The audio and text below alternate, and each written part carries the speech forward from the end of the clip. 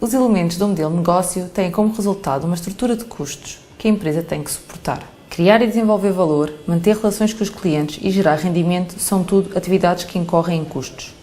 Tais custos podem ser calculados com relativa facilidade, depois de definir os recursos-chave, as atividades-chave e as parcerias-chave.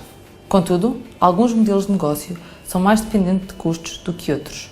Quais são os custos mais importantes inerentes ao nosso modelo de negócio?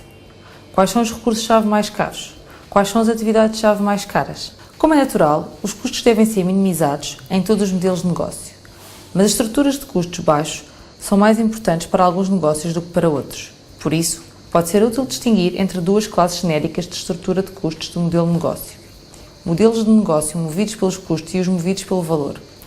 Muitos modelos de negócio inserem-se entre estes dois extremos. Modelos de negócio movidos pelos custos centram-se na minimização de custos em todos os aspectos possíveis.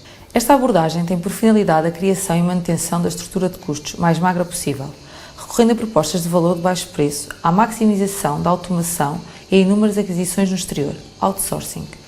A maioria dos negócios desenvolvidos atualmente pelos jovens empresários rurais não são movidos pelos custos, uma vez que têm como objetivo criar valor a partir de recursos existentes em meio rural. Não sendo alheios a uma estrutura de custos controlada, os objetivos destes negócios passam, primeiramente, por gerar valor a partir do meio que os envolve, apostando na qualidade dos serviços e na criatividade com que esses serviços são prestados aos seus clientes. Movidos pelo valor, algumas empresas são menos preocupadas com as implicações sobre os custos de um modelo de negócio específico e, em vez disso, centram-se na criação de valor. Propostas de valor de elevada qualidade e de um elevado grau de serviços personalizados são normalmente características dos modelos de negócios movidos pelo valor.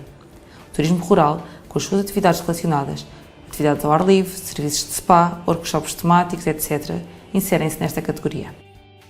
O projeto de turismo rural Monte da Vilarinha, na Costa Vicentina, é um exemplo de um negócio movido pelo valor. Este turismo rural, desenvolvido pelo jovem empresário rural João Pedro Cunha, é um exemplo de contemporaneidade nos mais pequenos pormenores, no que toca a cuidados com a sustentabilidade na construção, na exploração e ofertas de lazer e na ambiência muito própria e quase familiar.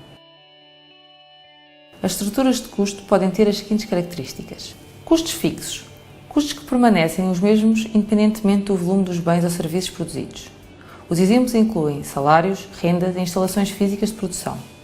Alguns negócios, tais como empresas transformadoras, são caracterizados pela elevada proporção de custos fixos. Também, uma unidade de turismo rural é caracterizada por ter elevados custos fixos, uma vez que requer grande manutenção das estruturas e recursos humanos para gerir a unidade, lidar com clientes, etc.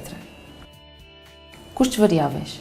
Custos que variam proporcionalmente com o volume de bens ou serviços produzidos. Mais uma vez, uma unidade de turismo rural, as épocas baixa, média e alta, definem bem as alturas em que os custos também variam naquela proporção. A forma de contornar tais custos é colocar os preços de venda em variância com a época em que se destinam. Economias de escala.